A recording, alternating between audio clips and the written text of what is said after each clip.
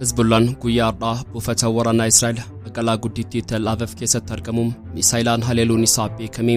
Haleellaan misaayilaa ganama har'aa magaalaa Tel Aviv irratti raawwatame kun dho'iinsa guddaa hordofsiisuun qe'ee Israa'elotaa barbadeessee jiraachuun beekamee jira. Magaalaan Israa'el kan iddoo tarsimaawaa qarqara galaanaa irratti argamtu Haayifaan dhiphinaan dhuunfatamtee jiraachuunis himame. Jiraattota magaalattii hojjettoota qarqara galaanaa jalaa balbala isaanii butamanii ergaa wal fakkaataa karaa barreeffamaan ergamaaf jiruun yaaddoo guddaa uumee jira. Haleellaa ulfaataa misaayilaan Hizbullaan raawwatee humna ittisaa qilleensaa Israa'elii fi sirna ittisaa misaayilaa Ameerikaa qolachuu dadhabuun milkiin geggeeffamaa jiraachuun yaaddoo guddaa ta'ee jira. Gama kanaan sochiin basaasummaa Iraan biyya Israa'el keessatti raawwachaa jirtu jabaatee itti fufuun himamee jira. Gabaasa bal'aa qindeeffannee dhiyaannee jirra. Turtiin keessan xumuraatti nu faana ta'u.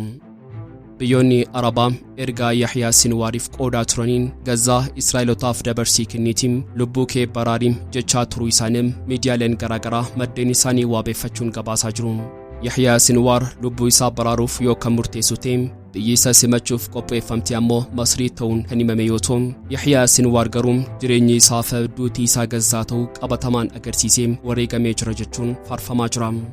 Amsa xumuraa Yahyaa Sinwaar gantoota Hamaasiif dabarsee wareegamee qabannee jirra. Turtiin keessan haga xumuraatti nu faana ta'u. Qophii keenyaam laayik gochuun jalqabaan affeerraa keenya yeroo maraatiin. Yooyaa Shamaar Kafunee kabajamtoota dhaggeeffattoota keenya kun Oromiyaa 24 Newsdha. Odeeffannoolee wayitaawaa golee addunyaa kan ba'aa giddu galeessaa dabalatee kan gaafa Afrikaa bal'inaan qindeessinee kan isin biraan geenyu ta'a. Kanneen yeroo jalqabaaf gara chaanala YouTube keenya dhuftan subscribe gochuun maatii keenya ta'a. Qophiin keenya namoota hedduu biraa akka ga'uuf like share gochuun waliif qooduun dagatina. Odeeffannoolee wayitaawaa onkololeessaa 22 2024 kan sa'aatii kanaa waliin turtii gaarii.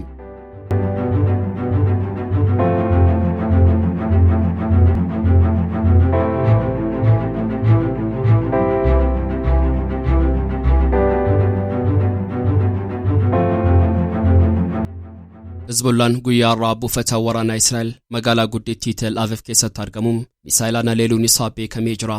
Haleellaan misaayilaa ganama har'aa magaalaa Tel Aviv irratti raawwatame kun dho'iinsa guddaa hordofsiisuun qe'ee Israa'elotaa barbadeessee jira. Yeroo ammaa Israa'el keessatti labsiin yeroo muddamaa labsamee kan jiru yoo ta'u, sochiin lammiilee biyyattii daangeffamee jira. Haleellaan misaayilaa Hizbullaa kana meeshaan ittisaa qilleensaa Israa'elis ta'e sirni ittisaa misaayilaa Ameerikaa THAAD'n qolachuu dadhabuun isaa immoo dubbii ijoo ta'ee jira. Dabalataan ammoo Hizbullaan humna galaanaa Israa'eliif dhaabbilee tikaa ifaa haleellaa qilleensaraan barbadeessuun isaa kan beekame yoo ta'u, kun ammoo haleellaan Hizbullaa guyyaa gara guyyaatti jabaachaa dhufuu isaatiin dandeettii ittisaa qilleensaa Israa'el qormaataa jiraachuun isaa yaaddoo guddaa Israa'el ta'ee jira. Hospitaalonni kaaba Israa'el muddamanii miidhamtoota yaaluu irratti ko'ommatanii kan jiran yoo ta'u, akka miidiyaaleen Israa'el gabaasaa jiranitti ammoo dhukkubsattoota biroo yaaluu dhiisuun loltoota waraanaa miidhaman akka baraaran irratti ajajiitti kennamee jiraachuu isaadha. Hizbullaan haleellaan kiyya yoom jalqabe sichidha dhaamsa jedhuun kan of keessaa qabu ibsa baaseen akeekaa kan jiru yoo ta'u, ittaanaan hoogganaa Hizbullah Sheikh Qaasim Naim yaada kennaniin xiqqoo nuuf obsaa sararichaa nutu qabata jechuun lammiilee isaaniif dhaamsa dabarsanii jiru. Magaalaan Israa'el kan iddoo tarsimaawaa qarqara galaanaa irratti argamtu Haayifaan dhiphinaan dhuunfatamtee jirti. Jiraattota magaalattii hojjettoota qarqara galaanaa jalaa balbala isaanii butamanii ergaan wal fakkaataa karaa barreeffamaan ergamaaf jiruun yaaddoo guddaa uumee jira. Isin qarqara galaanaa kana keessa akka isin hojjettan ni beekna. Haayifaan ammas irra deebiin aggaamii haleellaa keenyaa jala seentee jirti. Yoo ofiif jettan saffisaan miliqaa magaalaa kana gadi lakkisaa ba'aa lubbuu keessan baraaraa barruun jettu. Hojjettoota qarqara galaanaa Haayifaa maraaf sa'aatii wal fakkaataatti seenuun magaalattii jaatanii biraa keessa galchee jira. Balballee hojjettoota kanaa butamuun ergaa wal fakkaataa lakkanaan seenuun isaa mootummaa Israa'el kan rifachiise yoo ta'u, Israa'el yakka kanaaf qoba ishee gara Israa'elitti qabaa jirti. Gama kaaniin Iraan aangoota olaanoo Israa'el 4 jalaa balbala isaanii butuun yaada isaan waliif qoodanii fi karoora waraanaa isaanii jala buutee hordofaa turuun ishee dhaga'ame. Kun ammoo taatee biraan ga'umsa humna tikaa Israa'el shakkii olaanaaf saaxilee ta'eetii jira. Gaagaamni qaamota tikaa Israa'el keessatti mudataa jiru kufaatii guddaa biyyattiitti fidaa jiraachuun isaa yeroo himamaa jirutti Israa'el guyyaa har'aa iccitiiwwan Israa'el dabarsanii Iraaniif kennaa jiru jechuun Israa'el namoota 7 to'annoo jala oolchuu ishee beekamee jira. Israa'el dhimma kanarratti yaada kenniteen namoonni torban kunneen haleellaa misaayilaa Iraan nurratti raawwatteef aggaammii maram dabarsanii kan kennanidha jechuun shakkuun to'annoo jala oolchuu ishee ifoomsiteetii jirti. Namoonni kunneen icciitiiwwan isaan Iraaniif qoodaniin Iraan salphumatti akka isheen buufata waraanaa Israa'el buufata xiyyaaraa isheef giddugala Moosaa dakkaaleeltu isaan taasisee jira jechuun Israa'el himattee jirti. Xiinxalaan waraanaa Israa'el Yoav Liimor gama isaatiin yaada qoodeen baatilee lama keessatti qofa dhaabbata tikaa Israa'el Shin Bet keessaa kanneen hojjetan lammiileen Israa'el baay'inni isaanii 10 garee basaasota Iraan keessatti argamu isaanii ibsee jira. Kanneen dhiyeenya kana saaxilaman kunneen waggaa lamaaf osoo isaan irratti hin beekamin Iraaniif hojjechaa turuun isaanii beekamee jira. Kun waan ajaa'ibaa fi haala yaaddessaa ta'edha. Basaasota biroo ammallee bira hin kaa'amne jedhanii jiru. Qaamni tikaa Israa'el Shin Betii fi poolisiin Israa'el ibsa waloo guyyaadhaa kennaniin magaalaa qarqara galaanaa taate Haayifaa dabalatee kaaba Israa'elitti lammiilee Israa'el baay'inni isaanii 7 buufata waraanaa Israa'el humna galaanaa fi bu'uuraalee misoomaa buufata galaanaa irratti kan xiyyeeffatu odeeffannoo walitti qabuun Iraaniif erguu isaanii erga qulqulleeffatamee booda to'annoo jala ooluu isaanii beeksisanii jiru. Akka ibsa poolisii Israa'elitti yakki kun asiin dura yakka biyyattii irratti raawwataman keessaa haalaan ulfaataadha kan jedhu yoo ta'u, gamaagamni taasifame miseensonni garee basaasotaa kunneen hojii isaanii kanaan nageenya biyyaalessaa biyyattii irratti miidhaa guddaa qaqqabsiisuu isaanii kan agarsiisudha jechuun maddeen tajaajila nageenyaa Shin Bet ibsuu isaanii Reuters gabaaseetii jira. Ijoollee ol guddattuu lama kan hammatee gareen basaasummaaf shakkaman kunneen gareen kun eejentiiwwan Iraan lamaan buufataalee waraanaa Israa'el irratti hojiileen dhibbaan lakkaa'amu akka raawwatamu ajaja dabarsanii turan kan jedhu ibsi waloo Shin Betii fi poolisii Israa'el kun kallattii kaabaan kan argamu magaalaa Daraa keessatti kan argamu buufata humnaa buufataalee waraanaa keessattuu ammoo kan humna qilleensaa fi kan galaanarraa Iron Dome Israa'el baatirii ittisaa qilleensaa fi buufataaleen galaanaa akka miidiinaa jala seenanii jiru jedhee jira. Shakkamtoonni kunneen hojii kanaan yeroo hojjetan doolaara 100,000 lakkaa'amutu isaaniif kafalama. Maddeen Shin Bet akka addeessetti shakkamtoonni to'annoo jala oolan kunneen irra jireessaan meeshaalee basaasummaa garichaan walitti qabamanii fi kanneen eejentiiwwan Iraaniif dabarfamanii kennamanidha jedhee jira. Shakkamtoonni kunneen maallaqaaf jedhanii mootummaa Israa'eliif lammiilee kanaan haalaan miidhanii jiru kan jedhu poolisiin Israa'el. Himati isaanii biiroo abbaa alangaa Israa'eliin guyyoota itti aananii banama jedhee jira. Baatilee darban kanam qaamonni tikaa Israa'el ergama Iraan irraa fudhachuun muummicha ministeera Israa'el Binyamin Netanyahu dabalatee qaamota mootummaa ajjeesuuf bobbaafamee jira kan jedhu shakkamaa tokko to'annoo jala oolchuun isaanii kan yaadatamudha.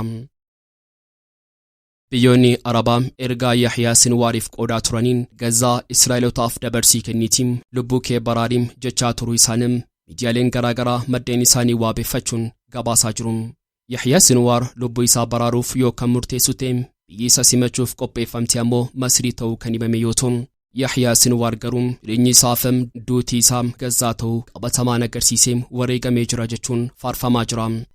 Guyyaadhaa maddeen odeeffannoo Israa'el fi biyyoota dhiyaa gabaasa isaan wal duraa duubaan qoodaa jiran keessaa tokko. Biyyoonni Arabaa Yahyaa Sinwaar akka inni Gazaa Israa'elitti dabarsee kennee lubbuu isaa baraaruun dhaamaa turuu isaanii yoo ta'u, yoo murtee kana kan fudhatu ta'e ammoo biyyi Masrii yaalduree ishee maraa xumuruun haala addateen isa simachuuf qophii ta'uu ishee beeksistee turte. Hoogganaan Hamaas duraanii Yahyaa Sinwaar garuu affeerraa gantummaa kana tolee jedhee fudhachuuf qophiin turre. Ani Gazaa gadi lakkisee hin ba'u asumattan uummata koo faana qabsaa'ee aarsaa kafalaa dhaamsa jedhu kan of keessaa qabu deebii isaaniif kennee ture. Ani marfameen jiru kanan jiru dachee Falasxiin irradha. Asumarratti osoo hin qabsaa'u lubbuun koo dabartu jechuun deebii inni biyyoota Arabaa kanaaf kennee dubbii ijoo ta'uun qoodamaatii jira. Yahyaa Sinwaar yeroo kanaam hooggantoota Hamaas biroof ajaja kenneen ani yoon ajjeefame mari'adhaa hoogganaa keessan filadha. Qindoomina jabaa fi hooggansa jabaa qabaadha.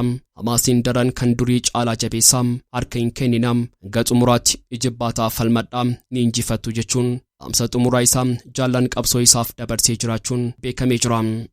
Yahyaa Sinwaar osoo hin wareegamin dura adeemsa qabsoo sochii warraaqsichaa dabalatee egeree Hamaas irratti kallattii kaa'uurratti hundaa xumuree waan tokkollee kan dhiisee kan hin qabne yoo ta'u, haalduree maraa mijeessee qabsichaaf wixinee qindeessee guyyaa wareegama isaa eeggachaatii ture.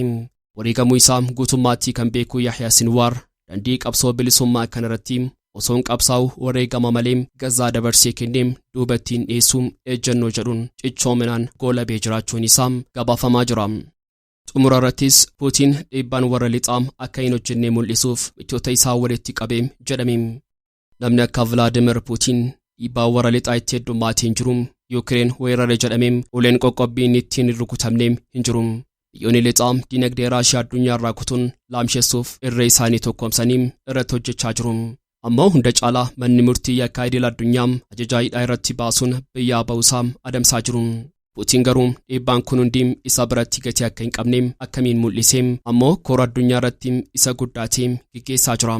Pireezidaantiin Puutiin torbee kana keessa magaalaa Kaazaan keessatti dureewwan biyyoota 20 caalaniim simatanii jiru. Aangoonni kunneen koora dinagdee biyyoota guddataa jiranii jajjabeessuun BRICS Summit irratti hirmaachuuf wayitaa gara Raashiyaa imalanitti kan isaan Puutiin wal argan. Pireezidaantii Chaayinaa Xi Jinping, Ministeerri muummee Indiyaa Naarendraa Moodii fi Pireezidaantii Iraan Masuud Pezeshkian aangoota Puutiin affeeree keessaati. Mootummaan Raashiyaa koora kanaan sagantaa imaammataa dhimma alaa fooyyessuu isa guddaa jechuun ibsee jira. Hundeessitoota dhaabbata gorsaa maayikiroo adveesarii jedhamu keessaa tokko kan ta'e Chris Wefer ergaan koorri kun dabarsuun yaaliin Raashiyaa addatti baasuuf taasifamuu akka kufedha jedha. Raashiyaan qoqqobbii irra tuulame dandamachaa jiraachuu ergaa Kireemiliin dabarsaa jirtudha. Qoqqobbiin Raashiyaa irra kaa'ame danuudha garuu Raashiyaan sadarkaa kanatti michoota qabdi. Biyyoonni koora kanaaf dhufan hunduu michuuwwan Raashiyaati jedhamaatii jiru. BRICS jechuun Biraazil, Raashiyaa, Indiyaa, Chaayinaa fi Afrikaa kibbaa jechuudha. Gareen kun akkaataa olaantummaa gurmaa'insaa biyyoota lixaan gituu danda'uun ijaarame. Ammoo caayaa isaa bal'isuun biyyoota akka Masrii, Itoophiyaa, Iraanii fi Yuunaayitid Arab Emireetis ofitti dabalanii jiru. Saawud Arabiyaanis akka itti makamtuuf affeeramteetii jirti. Biyyoonni BRICS baay'ina uummata addunyaa keessaa 145 qooddatu. Dinagdeen biyyoota miseensa ta'aniin yoo walitti daamu doolaara tiriliyoona 28.5 caala. Kun immoo dinagdee addunyaa keessaa 128 jechuudha. Aangoonni Raashiyaa biyyoonni 30 ta'an biroon garee kanatti makamuun michummaa Raashiyaa cimsuuf fedhii akka qaban ibsu. Biyyoonni yaada kana qaban gariin koora BRICS irratti hirmaatu. Kaazaan keessatti torbee kana koorri BRICS waa'ee dinagdeedhaan addunyaa irratti olaantummaa qabaachuu irratti xiyyeeffata. Pireezidaantiin Vilaadimir Puutiin dhiibbaa warra lixaa dura dhaabbachuuf biyyoota miseensa BRICS kunneen of jalaa oofa. Kireemiliin koora BRICS kana akka carraatti fayyadamuun biyyoonni hirmaatan bakka doolaara maallaqa biraa fayyadamuu irratti akka walii galanii fi haala kanaan warra lixaa gabaa keessaa akka baasan irratti xiyyeeffatti. Raashiyaan garee BRICS cimsuun madaallii aangoofam dinagdee gara ba'a addunyaatti akka dhufu feeti. Indiyaan ammoo warra lixaa waliin hariiroo siyaasaa dinagdee cimsachuu feeti. Haasaan pireezidaantii Puutiin magaalaa Kaazaan keessatti taasisuun garaagarummaa kana kan suphuuf tokkummaa kan itti chuta. Kana gochuudhaan Raashiyaan akka biyyoonni lixaa fedhan biyya moggaatti baafamte akka hin taaneef hawaasa idil addunyaa jajjabootaan hedduun akka ishee waliin jiran mul'isuuf deemti jedhamaatii jira. Egaan kabajamtoota hordoftoota keenyaa odeeffannoolee wayitaa hawaasaatii kanaaf qabannee dhiyaannee asumarratti goolabna. Kanneen chaanala YouTube keenyaaf haaraa taatan subscribe gochuun maatii keenya ta'a. Qophii keenya like share gochuun waliif qooduun dagatina. Hanga xumuraatti waan nu faana turtaniif galatooma.